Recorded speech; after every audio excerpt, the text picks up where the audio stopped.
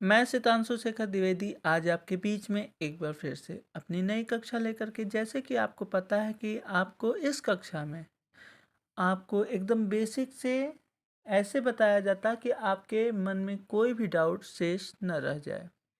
यदि आपके मन में डाउट शेष रह गया तो मेरी कक्षा विफल ही मानी जाएगी। तो इस कक्षा का पूरा प्रयास ये रहता है कि आपके मन से पूरी तरह से आपके डाउट को, आपके संदेह को आपसे दूर कर दिया जाए। यहाँ पढ़ने के बाद आपको कहीं और पढ़ने की ज़रूरत ना पड़े। इस कक्षा का सिर्फ इतना ही उद्देश्य है। तो आइए आते हैं हम अपनी कक्षा पर। आज का हमारा टॉपिक है हिंदी स्वरों का वर्गीकरण। अग्रस्वर, जो स्वर जीभ के अग्रभाग से बोले जाते हैं उन्हें अग्र स्वर कहते हैं। जैसे ई, ई, ए, कौन कौन से स्वर अग्र स्वर में आएंगे? ई, ए।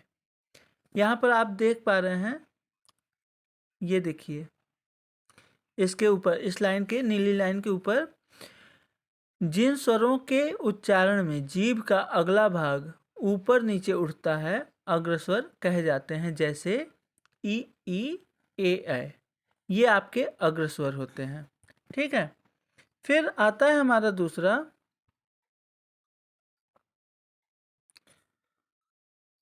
पश्च स्वर। जिन स्वरों का उच्चारण जीभ में, आप यहाँ देख पा रहे होंगे इसके लाइन के जस्ट ऊपर, जिन स्वरों के उच्चारण में जीभ का पिछला भाग सामान्य स्थिति से ऊपर उठता है। जिन स्वरों के उच्चारण में जीभ का पिछला भाग सामान्य स्थिति से ऊपर उठता है पश्च स्वर कहे जाते हैं। जैसे आ, उ, ओ, औ, आ। ठीक है। ये स्वर हमारे पश्च स्वर कहे जाते हैं। ठीक है। फिर आता है हमारा मध्य स्वर। ये स्वर, इसमें सिर्फ आपका अ आता है। कौन सा स्वर आता है इसमें? सिर्फ मध्य स्वर में आपका सिर्फ अ आता है। इसको हम लोग बोलते हैं मध्य स्वर। स्वर केंद्रीय अ स्वर केंद्रीय स्वर है। इसके उच्चारण में जीभ का मध्य भाग थोड़ा सा ऊपर उठता है। आप जैसे जैसे हम पढ़ा रहे हैं, आप इसको साथ में अभ्यास भी करते चलिए।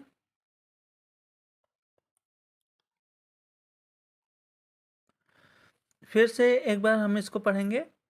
अग्रस्वर वे स्वर होते हैं जिन जिन स्वरों के उच्चारण में जीभ का अगला भाग उठता है। जैसे आप ई बोलिए तो क्या होगा? अग्रभाग, जीभ का अग्रभाग ही उच्चारण करता है, तो वहाँ ए, ये कैसे स्वर में आएंगे? अग्र स्वर में आएंगे। पश्च स्वर कौन से होते हैं? जिनमें जीभ का पिछला हिस्सा उच्चारण में करने में उपयोग में आता है, प्रयोग में आता है, उसे हम पश्च स्वर कहते हैं। जैसे आ, उ, ओ, औ और आ। ठीक है। फिर आता है हमारा मध्य स्वर। मध्य स्वर हिंदी में अ स्वर केंद्रीय स्वर है, यानी कि इसमें अ जो हम बोलते हैं ये जीभ के मध्य भाग से, आप बोल के प्रयास करिए अ, तो जीभ का मध्य भाग आपको समझ में आएगा, महसूस होगा कि अ जो हम बोल रहे हैं वो जीभ के मध्य भाग से बोल रहे हैं। अब दूसरा नंबर आता है हमारा मुंह किस मात्रा में खुलता है बंद होता है, यानी कि स्वर का वर्गीकरण एक दूसरे प्रकार से मुंह के खुलने और बंद होने के आधार पर। अभी तक क्या था? जीभ के उच्चारण, मतलब उच्चारण में जीभ का कौन सा हिस्सा भाग लेता है, उस हिसाब से आपका वर्गीकरण था स्वर का।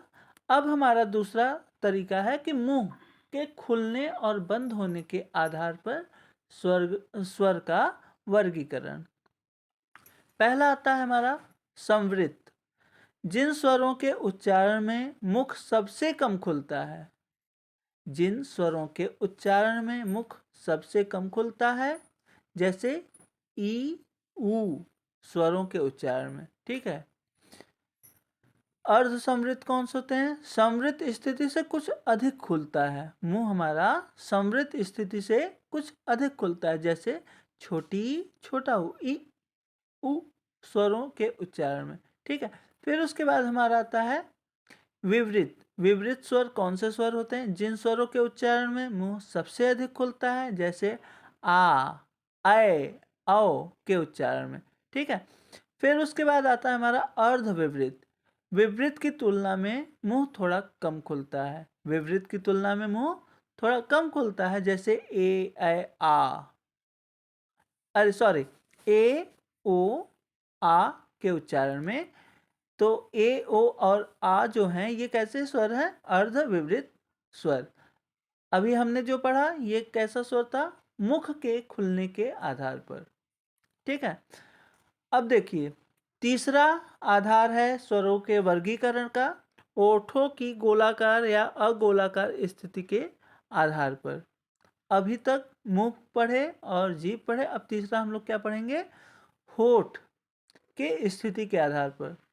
तो देखिए पहला आधार हमारा दिया है वृत्ताकार। जिन स्वरों के उच्चारण में ओठ गोल वृत्ताकार हो जाते हैं, जैसे उ, ओ, आ, तो इसमें इसको बोलने में हमारा होठ एकदम गोला हो जाता है, वृत्ताकार हो जाता है। ठीक है, सर्कल टाइप में हो जाता है, तो इनको हम लोग कैसा नाम देंगे? वृत्ताकार। ठीक है, उ, ओ, और आ। फिर दूसरा आता है हमारा अवृत्ताकार। जाहिर सी बात है कि पहला वृत्ताकार आ रहा है तो दूसरा हमारा अवृत्ताकार आएगा। जिन स्वरों के उच्चारण में ओठ गोल वृत्ताकार न होकर फैले से रहते हैं वे स्वर अवृत्ताकार कहे जाते हैं, जैसे अ, आ, ई, ए। तो आप इन स्वरों को देखोगे तो ऐसा लगेगा जैसे गोला नहीं है। आप शीशे के सामने खड़े होकर के या ऐसे ही आभास करके अपने होठ की आकृति को स्पर्श करके अपनी उंगली से देख सकते हैं कि अ, आ, इसे पढ़ने में ए आपका वृत्ताकार ओठ नहीं बनता। तो ये कैसे स्वर होंगे? अवृत्ताकार होंगे।